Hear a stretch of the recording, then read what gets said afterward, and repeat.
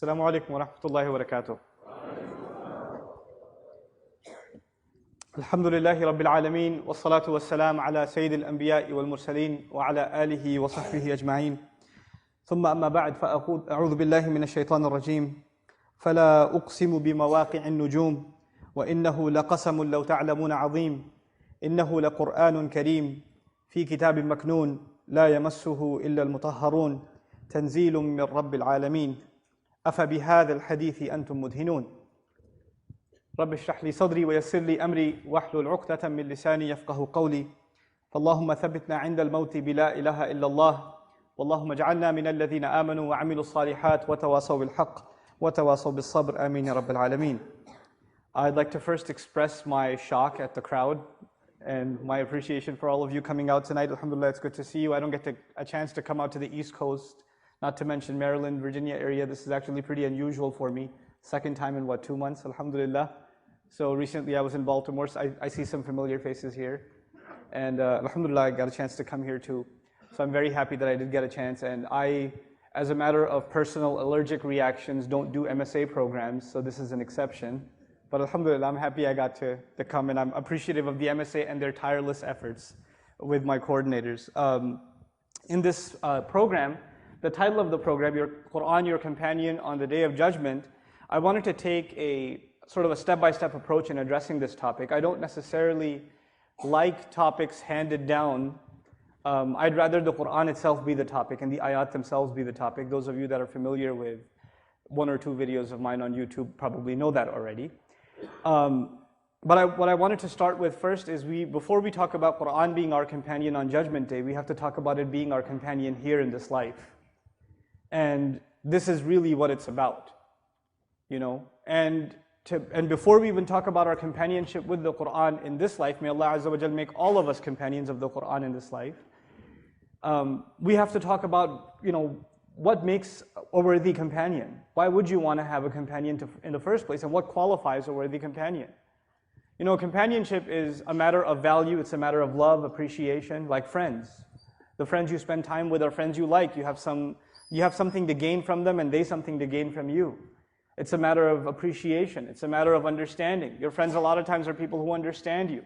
You don't talk to your parents much, but you talk to your friends because they get you. Right? My parents don't get me, and the imam doesn't understand. But my friends I can talk to openly. So there's a matter of open communication, a heart-to-heart. That's really important with companionship. That's why the Arabs have a saying, "Ar-rafiqu qabla at-tariq." They say you pick a companion before you go on the road. Right? Because if you're going to go on a journey and you get stuck with a lousy companion, it's going to be a lousy trip. So you be careful who you pick to be your companion. The same way the interesting parables in the Arabic language, like they say, "Al-jarru thumma ad-dar." You know, pick your neighbor before you pick the neighborhood, right? So, because that's going to be your companion. You're going to be stuck with them for life. Now, we're talking about the Quran as a companion. And I want to share with you an example, an image that Allah Himself depicted, subhanahu wa ta'ala, in the Quran to help us appreciate what kind of companion the Quran is. Allah Azza wa Jalla at the end of Surah Al-Waqi'ah, He takes an oath. Oaths in the Quran are very common. Allah swears by time, the sun, the moon, wal-asr, wal-shams, wal-fajr, wal-layl, wal-teen, right? Wal-duha. So many oaths in the Quran. Even the surahs we heard today, فَلَا أُقْسِمُ بِيَوْمِ الْقِيَامَةِ فَلَا أُقْسِمُ بِهَذَا الْبَلَدِ. These are also oaths in the Quran. At the end of Surah Al-Waqi'ah also lies an oath.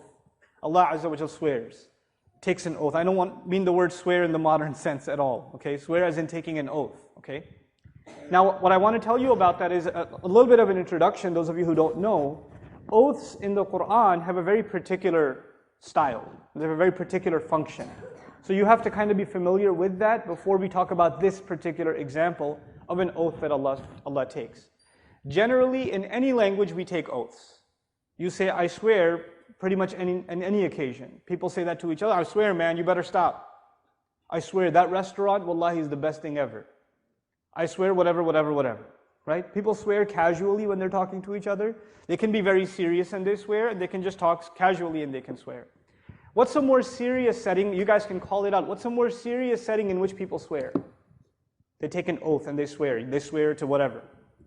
Court, citizenship, anything official. In these official kinds of gatherings, these legal kinds of ceremonies, you have to swear to tell the truth, the whole truth, most of the truth, whatever, so help you God, But you have to, so you have to testify, and in order for your testimony to have some credibility, you have to take an oath. The point there also is, you take an oath because the audience that you're talking to is not so sure that what you're saying is reliable. And to add reliability to what you're going to say, it is supplemented, enforced by your oath. The purpose of you taking an oath is it gives credibility to what you're about to say. And interestingly, people who swear too much lose their credibility. Like you have the friend who says, I swear, man, I swear, it was traffic. It's the only reason. Now that guy who starts a sentence by I swear 3 or 4 times has already lost his credibility, right? So never buy a car from somebody who says I swear, right? But this particular case, Qur'an's case is something unique. There are a few things happening. The first thing that's happening is Allah is talking to different kinds of audiences. He talks to an audience that believes, and He also talks to an audience that doesn't believe, a skeptical audience. And so the benefit of the oath to the audience that believes is something else. And the benefit of the oath to an audience that doesn't believe is something else. To an audience that doesn't believe, it gives credibility. I'm telling you, I'm staking my reputation on this. فَلَا أُقْسِمُ بِمَوَاقِعِ النُّجُومِ. And interestingly, this particular oath, Allah uses the first person verb, I swear. لَا أُقْسِمُ. I swear. Now I want you to think about this carefully before you call the answer out loud. For a disbeliever at the time of the Prophet ﷺ, when he hears the Qur'an, he obviously doesn't believe it's the word of God, so who does he think it's the word of? If he doesn't think it's the word of God, whose word is it? It's the word of this man in front of me, Muhammad ﷺ. He doesn't say ﷺ, we do, right? But to him, it's just the word of this man. It's no different than that. It's nothing else. There's nothing behind it. There's no source code. There's nothing behind it. What you see is what you get. So the only credibility he has to work with is what credibility? That man. For a believer, when Allah swears by something, we pay special attention to it because we're believers. Because when Allah swears, whose credibility is He calling on? His own. Allah Himself is swearing, Allah is calling on His own credibility. It has even more weight for us as an audience. Now hold on a second before I go on. There are people walking up and sitting down, which is extremely interesting, I understand. Which is why a lot of you are looking straight at them, and you will wait until they're finished sitting, so let me get that entertainment session finished, and then I'll start again. It's okay, it's not your fault. It's this thing that happens with people that are in lectures. It just happens. Wait for a bulb to flicker, watch what happens. 300 heads. Why have I never observed the incredible nature of flickering bulbs before? It'll happen, just watch. Okay, so, but regardless, what was I saying? Let's see if you remember. Allah is taking an oath. When the disbeliever hears it, and he hears, I swear, who does he think is I? The disbeliever thinks it's the Prophet ﷺ. The Muslim hears the words, I swear, from the Qur'an. Who does he think it is? Allah Azza wa Jal. Two different points of view, aren't there? To us, it's the credibility of Allah Azza wa Jal. To the disbeliever, he thinks what? It's the Prophet himself putting his credibility on the line.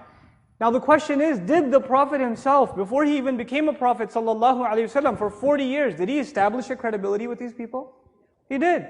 So when he's staking his credibility on the line, it's not like he threw an oath out there and let's see what happens, let the chips fall where they may. He has an established credibility already that he's staking his claim on. It's not something said in empty air. So there are two different audiences here, the disbelieving audience and the believing audience. Of course, alhamdulillah, here we are the believing audience. So when as a believer we hear the words, I swear, we believe that to be the word of Allah Azza wa Jal. Allah Azza wa Jal. Now what does he swear by? I still haven't made my point about oaths, which is critical here. You see, when an oath is taken in Old Arabic, this is not done anymore. When an oath is taken in Old Arabic, the point of it is to get your attention. That's the fundamental point of it. I'm supposed to tell you something important. Guys, listen up. Before I say it, I don't want any of you to be distracted and doing something else. I need your full attention. So before I start telling you what this important thing is, I will say, I swear, whatever. I swear blank. I swear to the mountain. I swear on your head. I swear by our village. I swear by tomorrow morning. That's how the Arabs used to talk. They used to swear by something, and whatever it was they swore by is supposed to get your attention. So if a dude walks into the Arab village and says, I swear by tomorrow morning, something bad is going down tomorrow morning, we better listen up. I swear by this mountain. You know what that means? Something's going on behind this mountain. We better pay attention. Must be a state of emergency. You follow what I'm saying? So the oath, the purpose of it was to get the attention of the audience. But the oath itself was never the point. That's not you don't say to somebody, I swear by the mountain. The whole village gathers up and you walk away. It doesn't work like that. Now that they're finally there, now you got to tell them why you called them there. The modern, more ineffective way of getting attention is like the guy after the Jum'ah prayer that tries to get your attention after Salat. Brothers and sisters, I have 5 very important announcements. The fundraiser is starting. And that guy, who can never get your attention. Yeah, that guy has failed. But the old Arabs had a trick up their sleeve. They used to use the oath. Now the Quran used it for that reason too. It did get the attention of the audience. So every time you find an oath, you find something that Allah uses as an object to get your attention for the oath.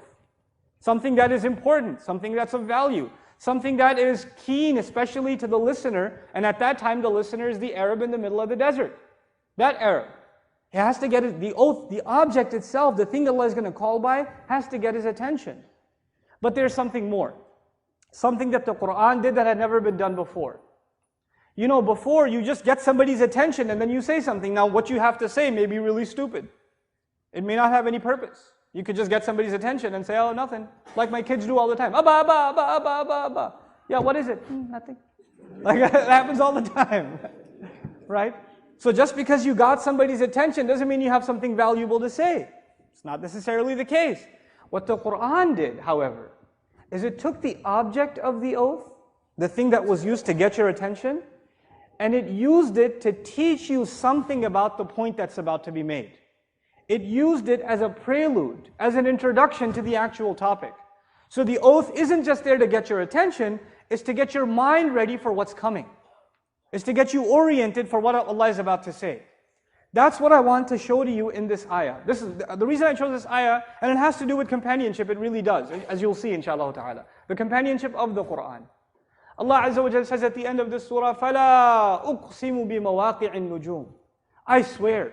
No, all of your ideas aside, I swear by the placement of the stars. مَوَاقِعِ النُّجُومِ Mawqi', where the star is placed and situated and it doesn't move. Waqa'a in Arabic is for something to drop and it doesn't move from its place. Obviously we know there's such a thing as shooting stars. But in navigation there are some stars that the traveler relies on. Right?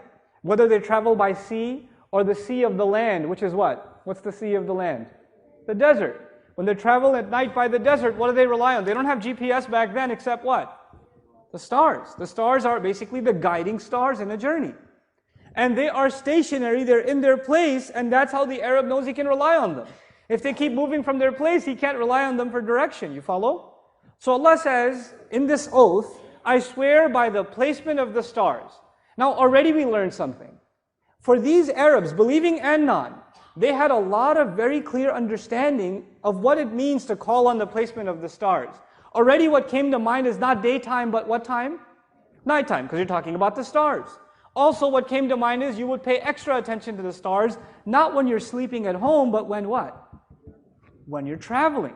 So already the Arab's thinking about a journey, and this journey is happening in darkness, and the only source of light is the stars. And he needs those stars because if he doesn't use them properly, he will be what? He'll be lost. He won't find his way. All of this is already running in the mind of the listener when he hears an oath has been called by the placement of the stars. It must have something to do with a journey. And it also must have something to do with navigating that journey. Finding the right way through that journey. And relying on something that can't move from its place in that journey. All of this was just the oath. Allah hasn't yet told us why He got our attention. He's just gotten our attention using this oath. Now we're ready to take the lesson in itself. What is that lesson? Allah Azza wa Jalla says, actually before He even goes on and tells us what it is, He does something He doesn't do anywhere in the Quran. He hasn't done this anywhere else in the Quran. He subhanahu wa ta'ala says, وَإِنَّهُ لَقَسَمٌ لَوْ تَعْلَمُونَ عَظِيمٌ If you had any idea, this oath I just took, Allah is talking now. He says, this oath I just took, if you had any idea, لَوْ تَعْلَمُونَ, had you known, عَظِيم, it is incredible, it is huge, It is enormous. In other words, Allah still hasn't made His point yet, subhanahu wa ta'ala, in the Quran. And before He even makes it His point, He says, the thing I used to get your attention itself is so awesome. Not even my point yet. My introduction is so awesome. If you had any clue what I've actually just told you, you should just be lost in thought about what I just told you. You know, Allah never does that with any other oath. Allah doesn't say, وَالْعَصْرِ وَإِنَّهُ لَقَسَمٌ لَوْ تَعْلَمُونَ عَظِيمٌ وَالشَّمْسِ وَإِنَّهُ لَقَسَمٌ لَوْ تَعْلَمُونَ عَظِيمٌ. I swear by time. What a deep thing to swear by. Had you any idea, that's an amazing oath. Allah doesn't do that. He said, I swear by the day of judgment, the day of resurrection. If you had any idea, that's an amazing oath. He doesn't do that. He doesn't do that anywhere else in the Quran except this one oath. This one time He swears. And He says, before you even go on to my point, you better appreciate what I've just taken an oath by. You should be lost in thought about this oath. وَإِنَّهُ لَقَسَمٌ لَوْ تَعْلَمُونَ عَظِيمٌ. What is the entire subject of this oath? What's the point to which Allah got our attention? It's one phrase. إِنَّهُ لَقُرْآنٌ كَرِيمٌ. No doubt about it. It is a Quran full of majesty, nobility, grace. I swear to it, it's a noble Quran. The entire purpose of drawing that picture in our minds was to introduce us to the Quran. And you know what's really amazing? This is not the first surah of the Quran. Many of you know what was one of the first revelations, or the first revelation. What was the first revelation, guys? اقرأ بِسْمِ رَبِّكَ الَّذِي خَلَقَ. It's the first revelation. You would expect the revelation to be introduced in the first revelation. If Allah wants us to appreciate the magnitude of this revelation, you would expect that kind of grand opening to come in the beginning of the Quran. This is a middle Meccan surah, meaning a few years of the Prophet reciting the Quran sallallahu alaihi wasallam have already gone by. A few years have already gone by. And after these few years, now these Arabs have heard the Quran before. But it is as though Allah is saying, I think your understanding has gotten rusty. You need a reorientation. You need a refresher on what this Quran is. And I say this to you fully knowing that you're all sitting, most of you sitting here are Muslims. You and I need a refresher. We need to get reintroduced to what the Quran is, what it means to our life. I need it and you need it. This is so valuable that Allah made it a timeless part of His guidance. This is timeless. This need for a refresher and a reappreciation of the Quran is timeless. So let's go back to that picture of a person traveling in the middle of the darkness, like you and me traveling in this life, surrounded by darkness. Surrounded by darkness. And in that darkness, we look for direction from anywhere we can get it. Sometimes we say, I'll just follow my friends in this dark journey. I'll just follow what I see some other people going that way, I'll just go that way. Some people will go this way and some people will go that way, and people will take you in different directions. Some people even go backwards. But then there's a person who says, no, I need to get to my destination. I need to rely on a reliable source of guidance. The only light I will find in the middle of all of this darkness are the stars. And like the stars are the ayat of the Quran, the only source of light in the middle of a dark life. Allah compares the ayat, the revelations of the Quran, to the only sources of light you and I are going to have in this dark journey. That's the only thing you can rely on. It's the only anchor that's you can hold on to. Another image in the Quran, in another place in Surah Al-Baqarah, فَقَدْ اسْتَمْسَكَ بِالْعُرْوَةِ الْوُثْقَى. It's like he's held on to an anchor that doesn't budge. You know, in the middle of a storm, the ship can go here and there. So they drop the anchor when they're close to land, right? So because the anchor doesn't move. So Allah says someone holding on to the Quran is like someone holding on to this anchor. You know, the waves can throw you all around, but so long as you're holding on, you're fine.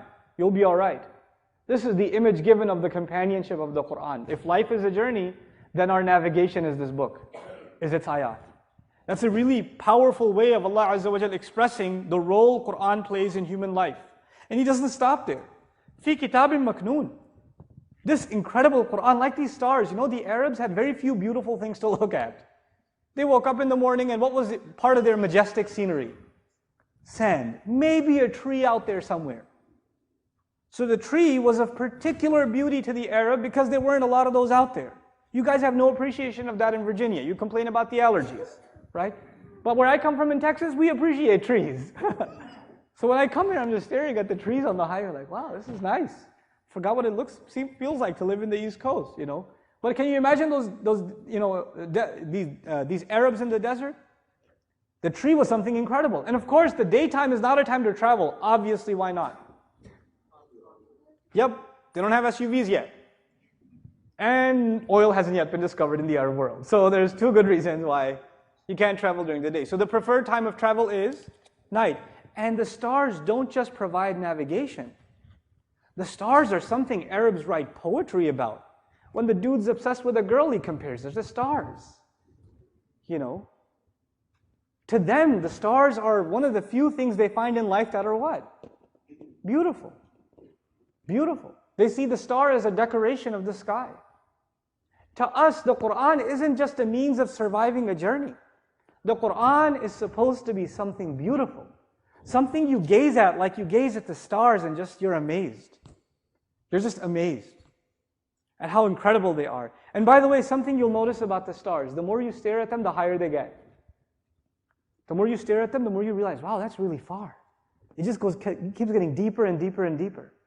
The more you stare at this Quran, the more you pay attention to this Quran, the more you and I reflect on this Quran, the higher elevated we'll appreciate it is. The more we'll realize how majestic it is. People who don't pay attention to the Quran don't see its beauty. They don't see its power. The people who look at the Quran with attention and gaze upon its beauty, man, it just never comes to an end. It keeps getting deeper and deeper and deeper. Just like that image, that simple image that Allah Azza wa Jalla drew. But the stars, subhanAllah, they're so high above us. And they make us feel so low, don't they?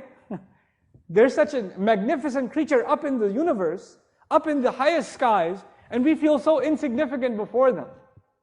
That's what the ayat are supposed to do. Their grandeur and their greatness is supposed to remind us of Allah's greatness and therefore remind us of how insignificant we are. It's supposed to be a means of us getting humbled. We're supposed to be humbled by the Quran. We're supposed to be put in our place by the Quran. How many of you have jobs here? I know it's a tough economy. Okay, how many of you have been yelled at by your boss? You don't have to raise your hand, you can raise your hand in your heart. It's okay, perhaps your boss is sitting with you or something. But okay. You know, when you get yelled at by an authority, it's like it's a humble pill. You just gotta take it. You just gotta, I don't know if any of you hasn't been yelled at by their parents. It's almost a religious obligation to get yelled at by your parents. And to just stand there and take it is a humble pill you gotta take. You just gotta take it. Especially when you know you're wrong and you're getting yelled at, oh, that's the best. It's therapeutic, I tell you. It's therapeutic. You come out of that and you're like, I'm never gonna do this again. You know? It's humiliating. That's what the ayat are supposed to do. They're supposed to put you and me in their place. We're supposed to stay in this journey, but not speed up too much, not slow down too much, stay on track, don't too many turns, don't take turns. Listen to the instructions. When you veer off the path, you're going to get scolded. Where's the scolding going to come from? The Quran. When you lose motivation, you need motivation. Where's the motivation going to come from? The Quran. When you're confused, where's the alleviation of your confusion? Where's it going to come from? The Quran. When you're lonely, where's the companionship going to come from? The Quran. SubhanAllah. It's going to be your companion if you let it be. And the more you allow it to be, the more you'll see its benefits.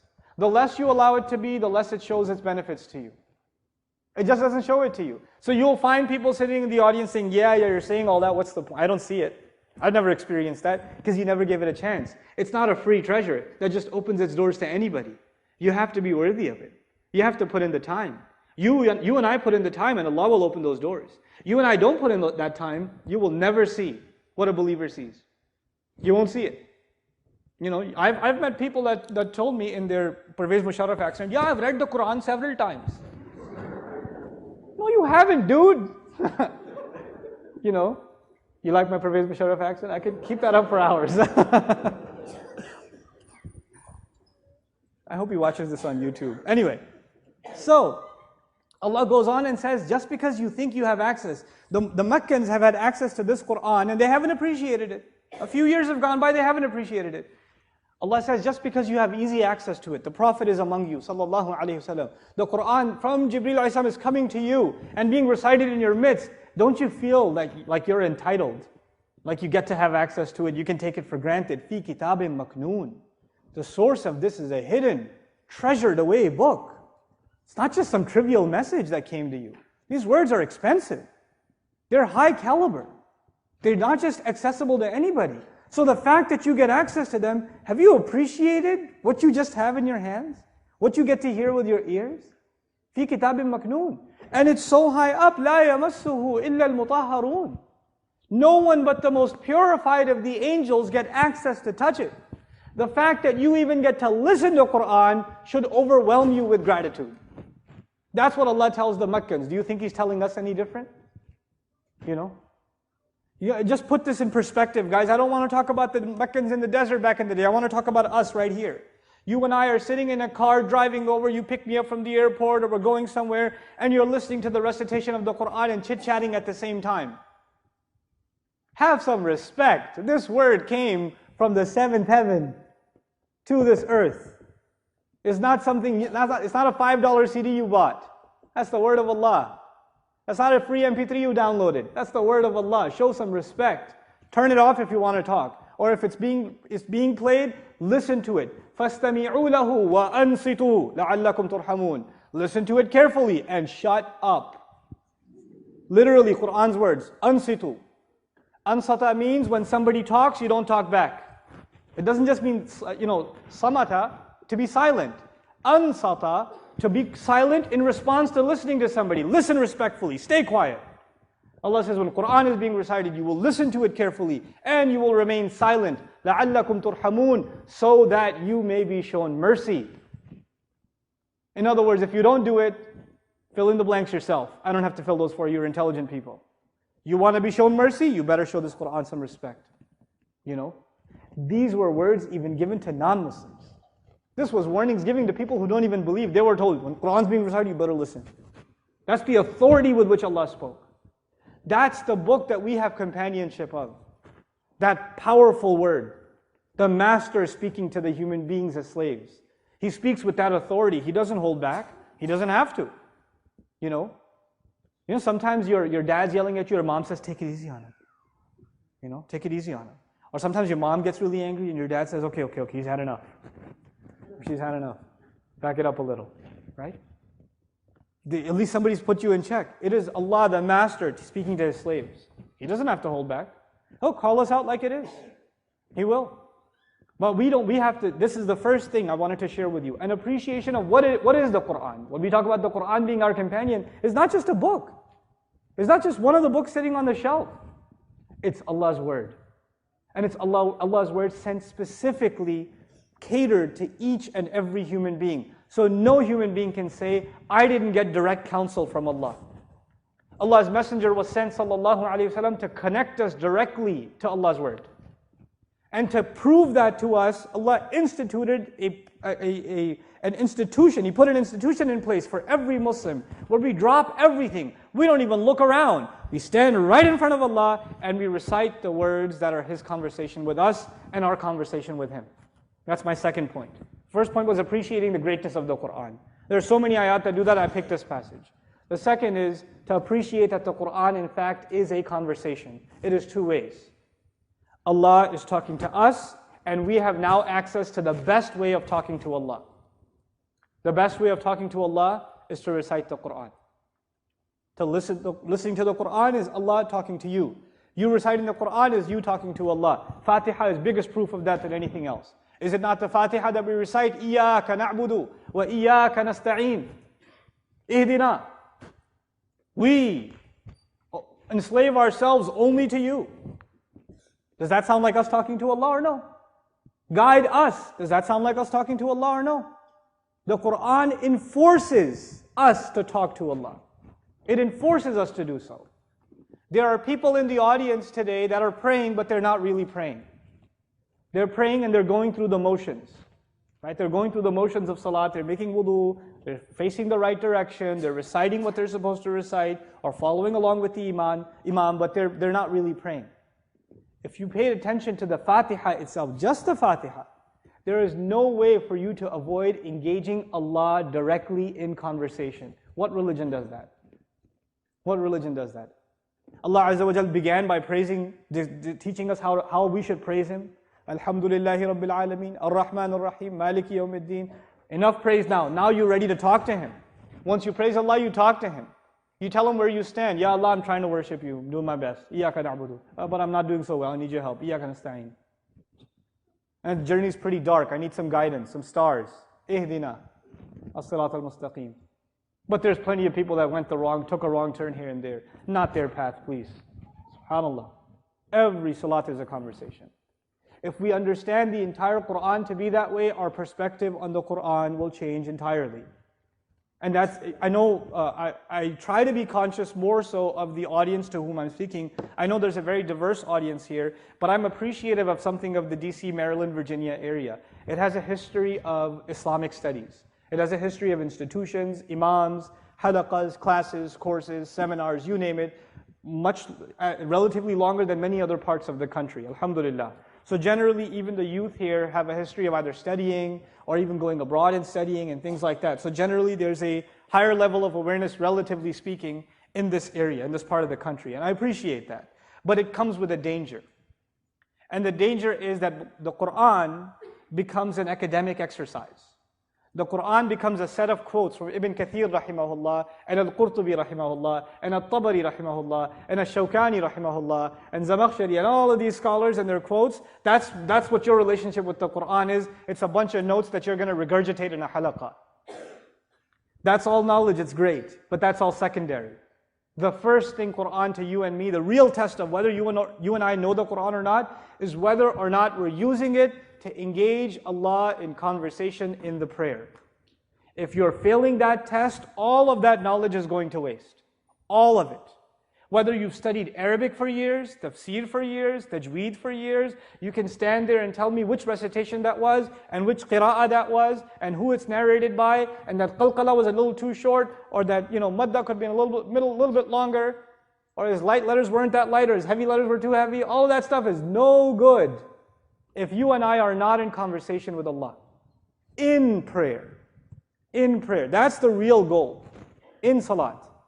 Because that's the institution that Allah, that's the Quran training program that Allah put in place. That's the one that Allah put in place. That's the one that guides us in our journey. You know how in every journey there are pit stops, you take some rest? In the journey of life, Allah placed 5 stops in a day. You need to get fueled up again with guidance. Now go. Now get fueled up again with guidance again, and now go again. Okay, now go again. We're supposed to get fueled up every salat. Every prayer, we're supposed to engage Allah in conversation through this Quran. That was my second point. To make sure we understand that the Quran, in fact, is a conversation. One example of that I'll give you other than the Fatiha, and I'll move on quickly, inshallah, okay? The example of that I want to give you, there's so many to choose from, but let's just take the example of Adam alayhi salam and Iblis. Iblis. What was the Sunday school explanation you heard of Iblis refusing to do prostration before Adam alayhi salam? What was the reason he said no? What was his rationale? Very good. خَلَقْتَنِي مِن نَارٍ وَخَلَقْتَهُ مِن طِينٍ. You created me from fire, you made him from clay. Come on.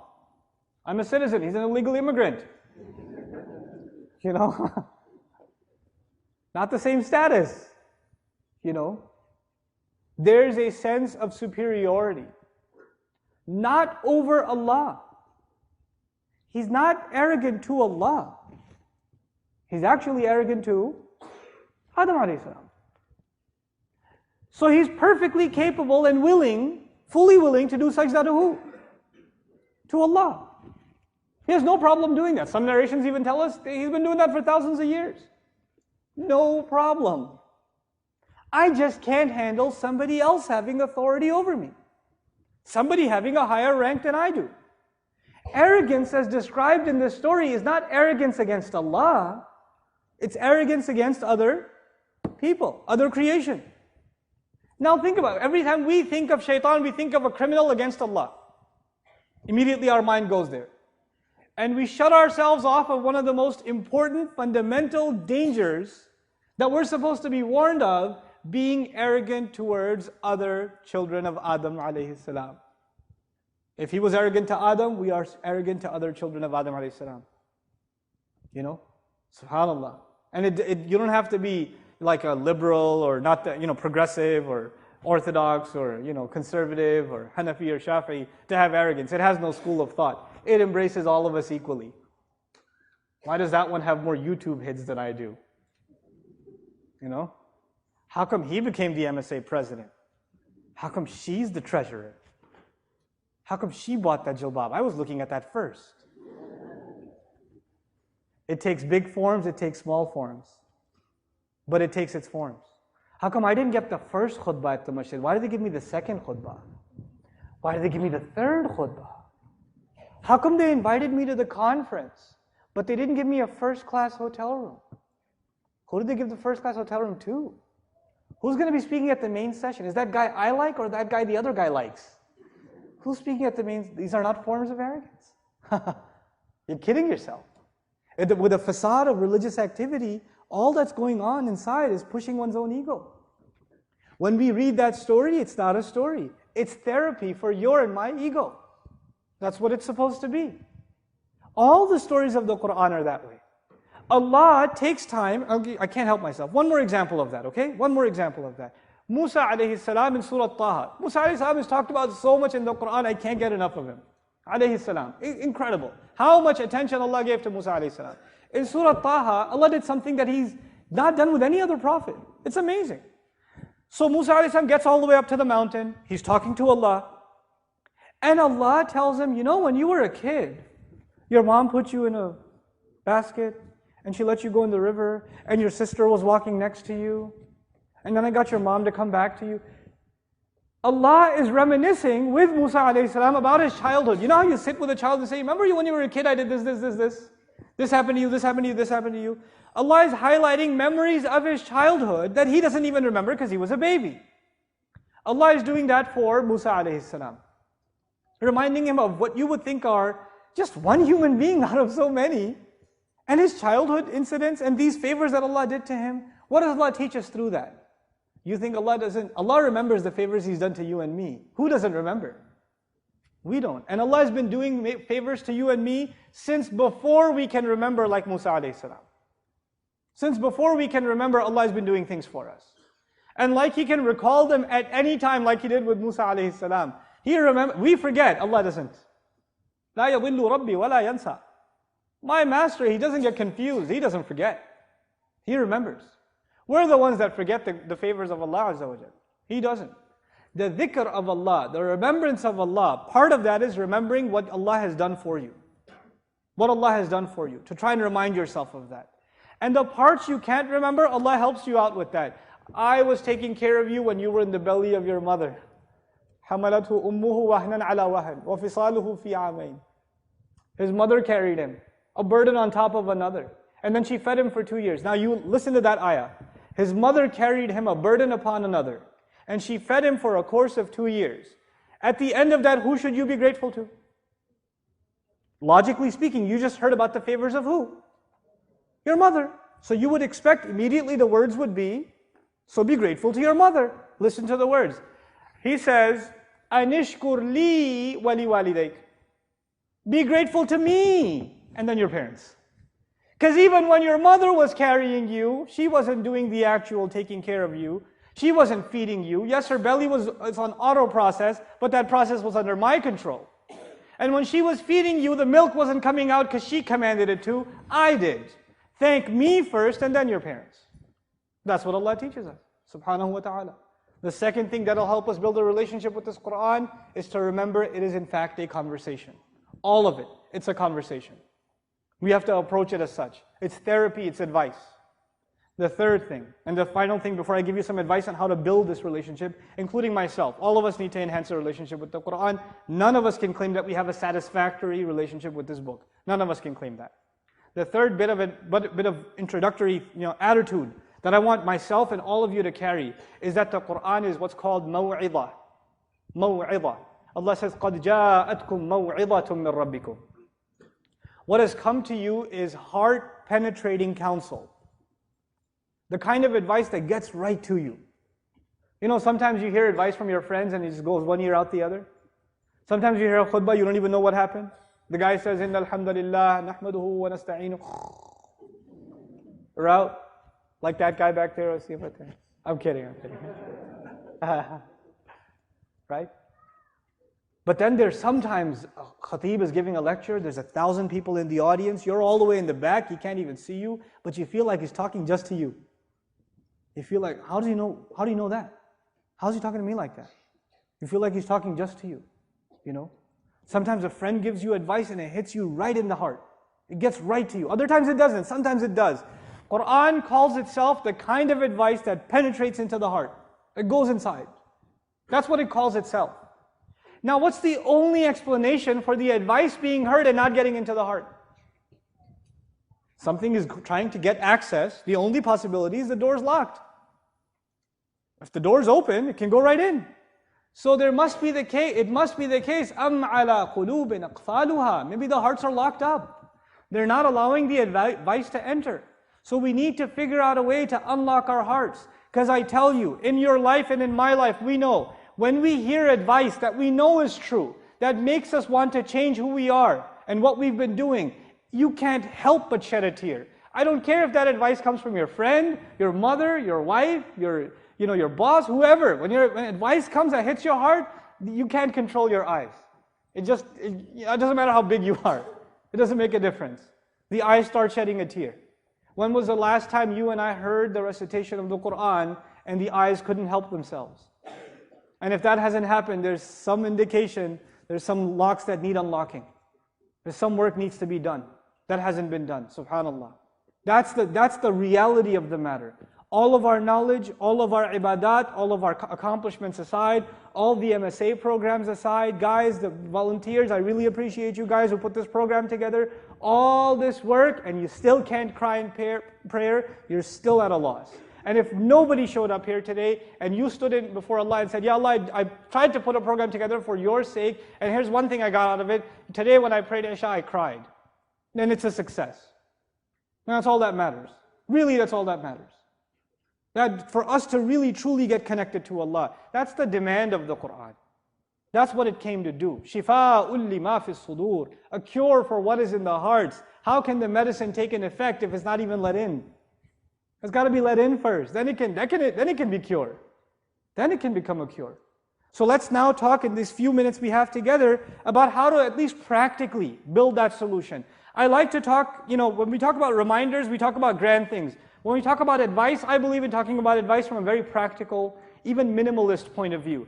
Things that you can practically do, and that's why I don't like to share much personally, even though I read them for myself for inspiration. I don't like to share stories of the tabi'un and the sahaba, the companions of the Prophet radiallahu anhu ajma'in, who prayed the entire night, or recited the whole Quran in a week, or made dua and then it started raining. Those stories, I don't share them. You know why? Because you know what happens to most of you when you hear that? Man, they were so awesome. I'm so bad. Assalamu alaikum. That's the end of the... Man, Sahaba were really cool. I'm so going to hell. That's it. That's it. Let's start little by little. أَوَّلُ الْغَيْثِ قَطَرْ ثُمَّ يَنْهَمِرْ. The Arabs have a saying, it says, it's in many other cultures too. The first of the heavy rain is just a drop, then it pours, right? Let it build little by little. The first thing you got to do is you have to discipline your life, people. I have to do it, you have to do it. You know what it means to discipline your life? Go to sleep early. Pray Isha and go to sleep.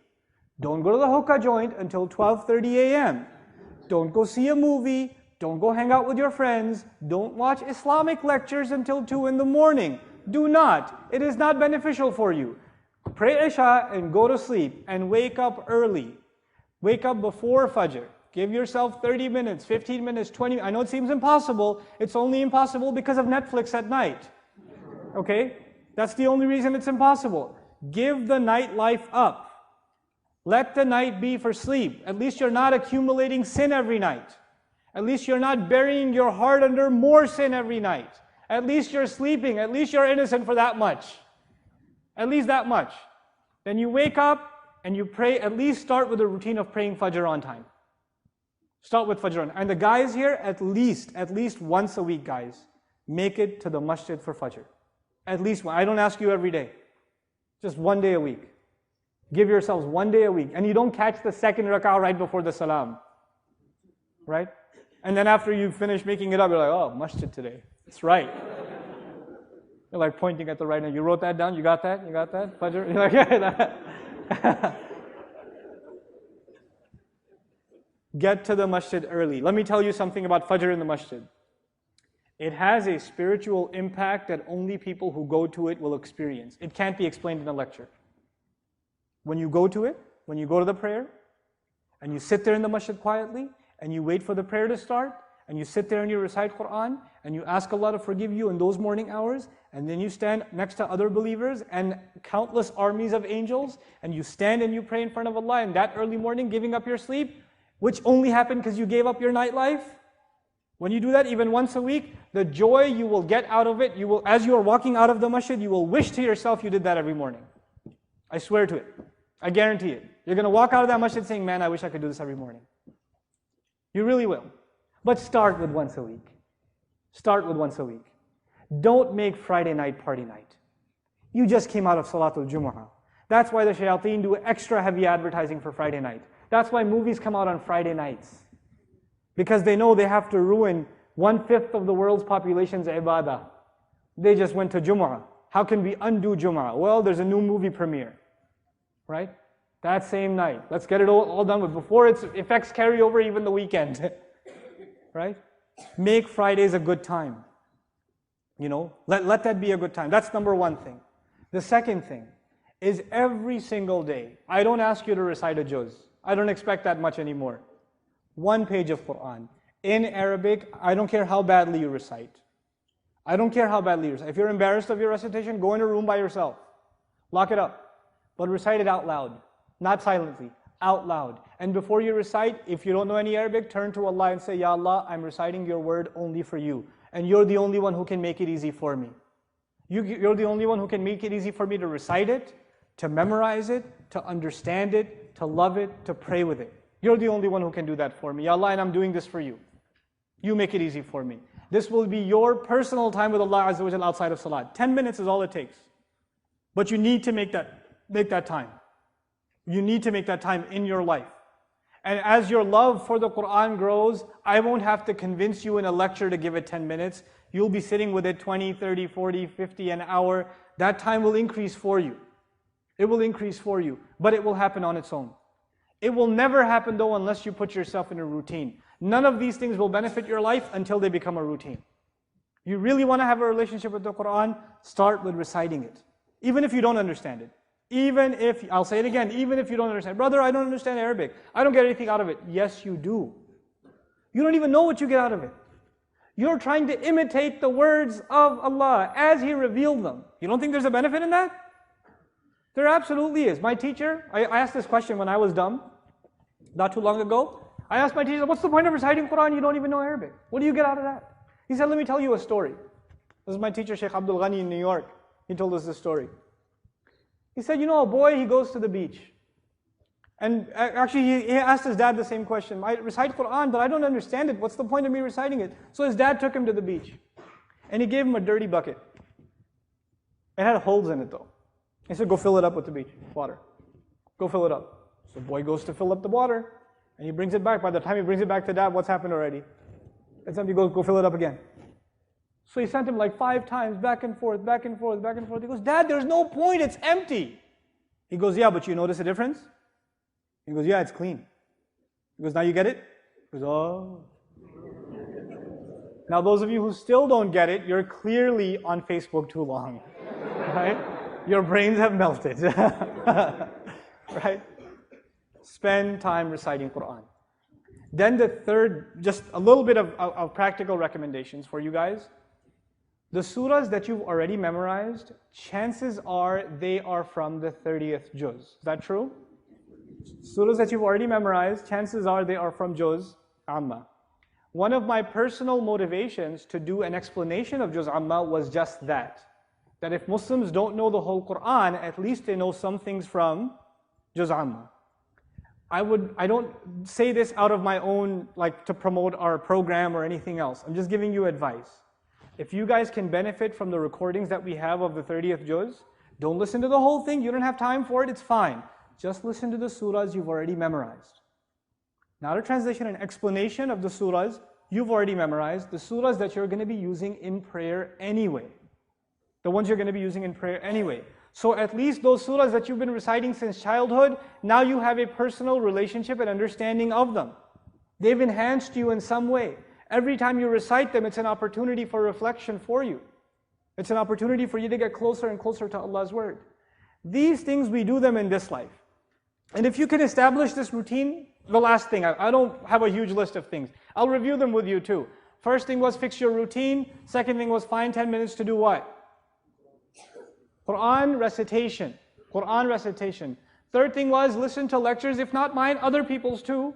Other shuyukh and scholars, there are plenty of tafsir available now. But listen, in addition to reading. I know you'll do reading, but most of you won't do reading. That's why I started with listen. You download it, you passively listen to it in the car. Okay? You're going to find time. When you start reading, you get through 2 lines, you'll fall asleep. I know. I've been there. Right? So instead of that, might as well, you're forced to stay awake, you're driving anyway, pop it in and just listen to it. Okay? It'll help you tremendously. That's the second thing. Now the last thing. If you can get this into your routine, then you add the next thing. Start memorizing the Quran. Even if it's 1 line, half a line, I don't care. Even if it's 1 ayah for a whole week, I don't care. 20 minutes, 25 minutes, whatever it is, full 100% concentrated time on just memorizing the Quran. This is your little secret, it's between you and Allah. The more Quran you are memorizing, you're telling Allah, Ya Allah, my heart contains 3 more of your ayat. Ya Allah, my heart contains 2 more of your surahs. It's enhancing your love for Allah, and it's enhancing your love for the Quran. And the more Quran you memorize, then the more Quran you study, and the more Quran you use in your prayer, and it's becoming more and more and more of a companion in your life. But it starts small. It starts with 10, 20 minutes a day. Nothing more. If you can fix your morning routine, best time to memorize Quran in the morning. Absolutely best time. But don't overdo it in the beginning. If you overdo it like, oh, I heard this lecture from tomorrow, I'm doing tahajjud tonight, then I'm going to go to pray Fajr, and I'm going to memorize Quran for 2 hours. That will happen 1 time this year. Okay? That's why you don't overdo it. Just take it easy, little at a time, it will build. Don't rush. Don't rush. Man ta'anna nala ma tamanna. Whoever takes their time will get to where they want to get to. Just take your time. Be patient with yourself and each other, and especially those of you that are younger, that are amazingly good at wasting your time, especially if you're in college. Find friends that you can do this with. So I want to conclude, inshallah ta'ala, and I want to give you guys a little assignment, okay? A lot of times we attend these lectures and these talks, and I don't want to, I'll give it up. No.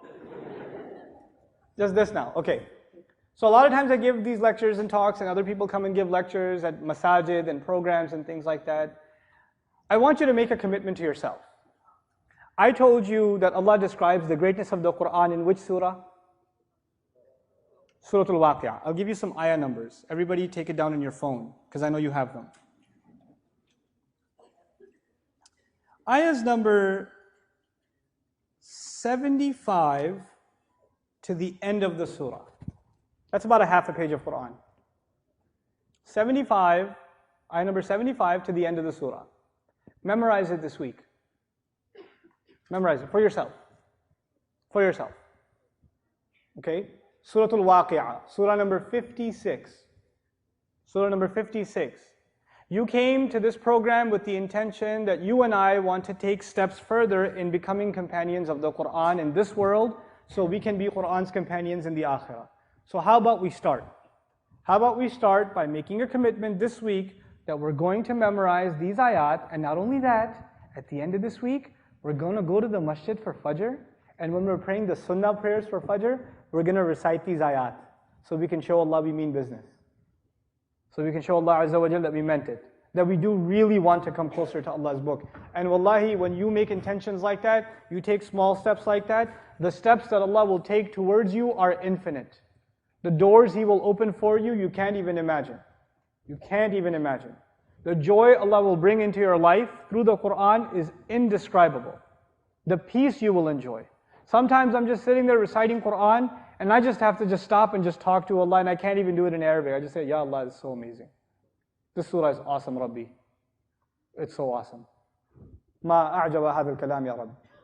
What an amazing thing you just said. Rabbana. I just can't help myself.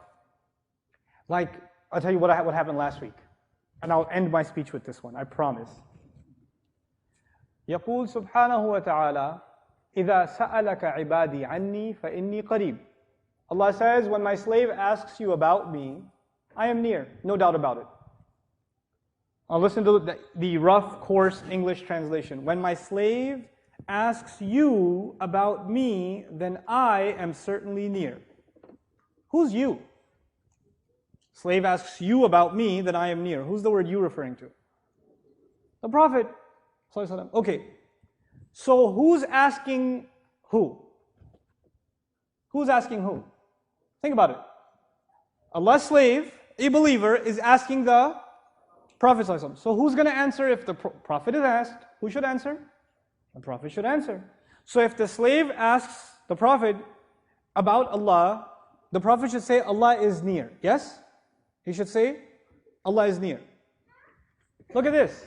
The ayah, the expected language of the ayah was إِذَا سَأَلَكَ عِبَادِي عَنِّي فَقُلْ لَهُ إِنَّ اللَّهَ قَرِيبٌ. When my slave asks you about me, then say to him that Allah is near. Or say to him that I am near. What happens in the ayah in fact is, when my slave asks you about me, he asked you about me, I'll talk to him directly. I am near. Allah didn't even give the answer through the Prophet ﷺ. The question came through the Prophet. The answer, Allah says, I am so near to you, I'll talk to you directly. Inni qareeb. No doubt about it, I'm near. I'm so near, I can just talk to you. Subhanallah. Just the shift, he moved, the Prophet ﷺ, he said, this question, let me answer myself. Usually he says, قُلْ يَا أَيُّهَا الْكَافِرُونَ قُلْ لَهُمْ قَوْلًا بَلِيغًا. You tell them, you tell them, you tell them. This time he says he asked about me, I should answer myself. Subhanallah. Just when it comes to dua. And that's the ayah about dua. That's the ayah about supplication, asking Allah for stuff. Allah says, I am near. فَإِنِّي قَرِيبٌ أُجِيبُ دَعْوَةَ الدَّاعِي إِذَا دَعَانِ. I respond to the call of whoever calls. These English translations, we read them, you miss the entire point. It says, I respond to the call of the caller.